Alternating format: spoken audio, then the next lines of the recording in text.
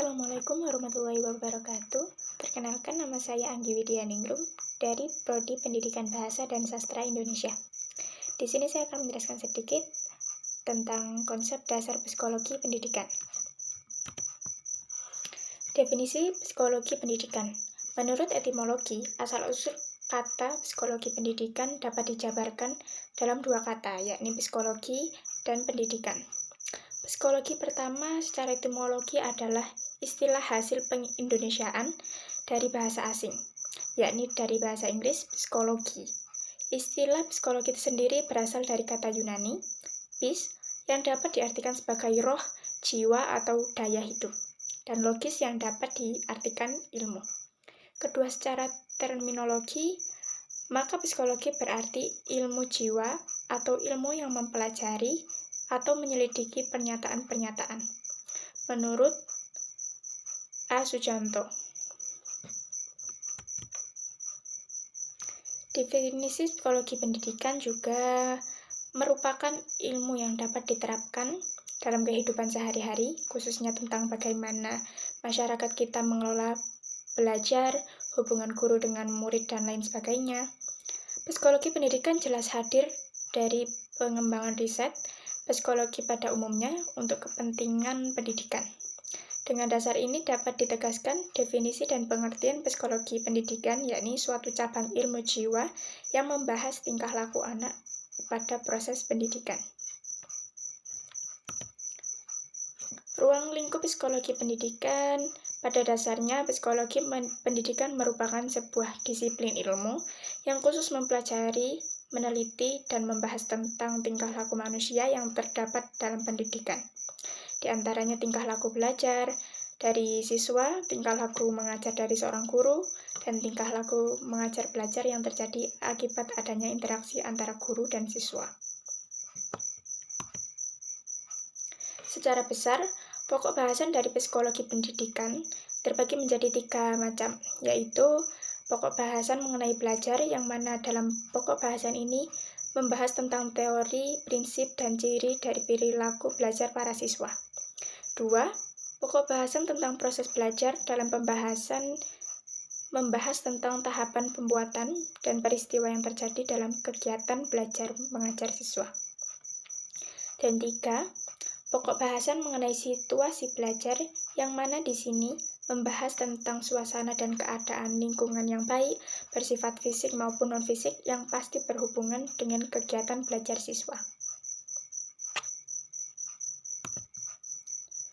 Tujuan psikologi pendidikan. Tujuan dari psikologi pendidikan adalah membantu para siswa dalam kelangsungan pembelajaran, supaya kita mampu mengetahui minat bakat para siswa, mengetahui kemampuan dan kelebihan apa yang dimiliki oleh peserta didik dan potensi yang dimiliki siswa tersebut.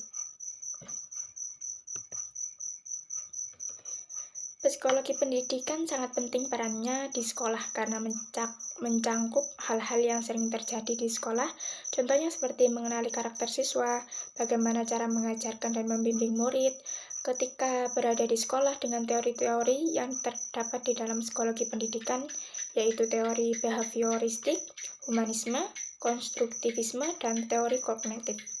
Di dalam 4 teori itu kita bisa mengenal bagaimana proses pembelajaran bisa berjalan dengan lancar dan bisa membimbing para siswa agar suasana yang diciptakan menjadi nyaman. Manfaat mempelajari psikologi pendidikan bagi pendidik. Ada pertama, peka terhadap perilaku dan kebutuhan manusia untuk belajar. 2. Mengembangkan diri sendiri untuk menjadi manusia pembelajar dan dapat membagi ilmunya pada orang lain secara profesional. 3. Mengetahui teknik-teknik yang tepat untuk memaksimalkan potensi belajar anak didik. Dan 4. Mampu menganalisis kekurangan dan kelebihan dalam metode belajar, baik terhadap diri sendiri maupun orang lain, serta berupaya untuk terus memperbaikinya. Manfaat mempelajari psikologi pendidikan bagi siswa didik. Pertama, ada meningkatkan kemauan dan niat untuk mencari dan mendapatkan ilmu. 2. Mengenali naluri dan potensi belajar. 3. Mengembangkan diri menjadi manusia pembelajar. 4 bertekad untuk meningkatkan dirinya menjadi lebih baik dibandingkan dengan generasi sebelumnya. Manfaat psikologi untuk pendidikan bagi siswa didik ini juga sangat berpengaruh untuk masa depan para siswa atau masa depan para peserta didik. Karena jika siswa tidak ada kemajuan atau tidak ada semangat untuk memperbaiki atau meningkatkan dirinya sendiri, maka masa depannya juga akan tidak teratur atau bahkan tidak akan sesuai dengan apa yang dibayangkan sebelumnya.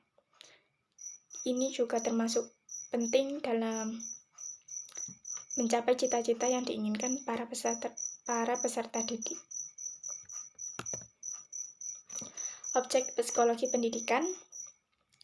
Dalam objek ini memiliki dua objek materia, yaitu penghayatan dan tingkah laku manusia, dan objek forma. Objek forma dari psikologi pendidikan adalah aspek studi tentang human behavior dan human relationship dalam bidang atau dari sudut tinjauan.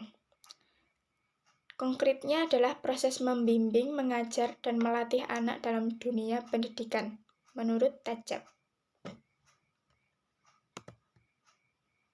Masuk ke metode psikologi pendidikan. Ada 6 metode.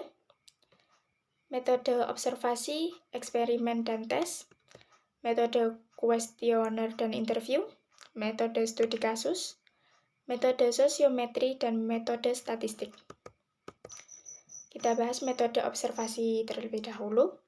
Metode observasi, metode yang dilakukan dengan jalan mengadakan pengamatan terhadap tingkah laku peserta didik dalam situasi yang wajar. Dilaksanakan dengan berencana, kontinu, dan sistematik, serta diikuti dengan upaya mencatat atau merekam secara lengkap.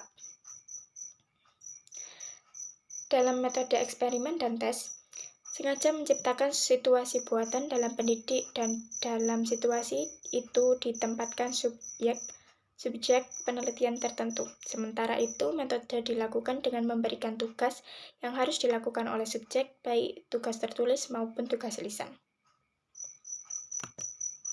Dalam metode kuesioner dan interview, disebut juga angket di mana berupa daftar yang memuat sejumlah pertanyaan yang disampaikan kepada subjek untuk dikerjakan dan dijawab. Kemudian hasil jawabannya dianalisa dan disimpulkan. Metode studi kasus. Satu hal kejadian atau peristiwa yang dialami oleh seorang peserta didik sebagai klien yang baik pendidikan merupakan problem awal sampai akhir, memerlukan tatanan yang rapi dan ilmiah, sistematika. Inilah yang disebut metode studi kasus. Dalam metode sosiometri, dilakukan untuk mengetahui bagaimana tingkat intensitas hubungan sosial seorang anak. Dengan metode ini akan dapat diketahui apakah seorang peserta didik memiliki rasa sosial atau justru terisolasi dengan teman-temannya. Metode statistik diarahkan untuk menganalisa dan menarik kesimpulan dari metode-metode sebelumnya. Analisa statistik sebagai satu rangkaian proses kegiatan ilmiah mempunyai kedudukan penting dalam pembahasan psikologi pendidikan menurut A.Tontowi.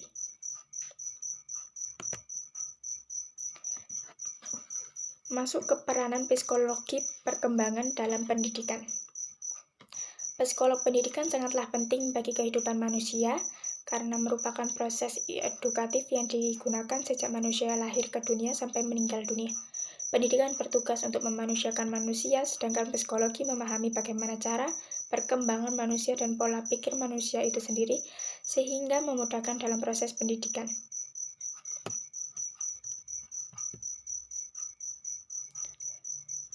Sebagaimana yang dikatakan Perbawasari, psikologi pendidikan pada dasarnya adalah sebuah disiplin ilmu psikolog yang pada khususnya mempelajari, membahas, meneliti seluruh tingkah laku manusia yang terlibat dalam proses pendidikan, dan tingkah laku belajar mengajar, serta interaksi timbal balik antara pendidik dan siswa.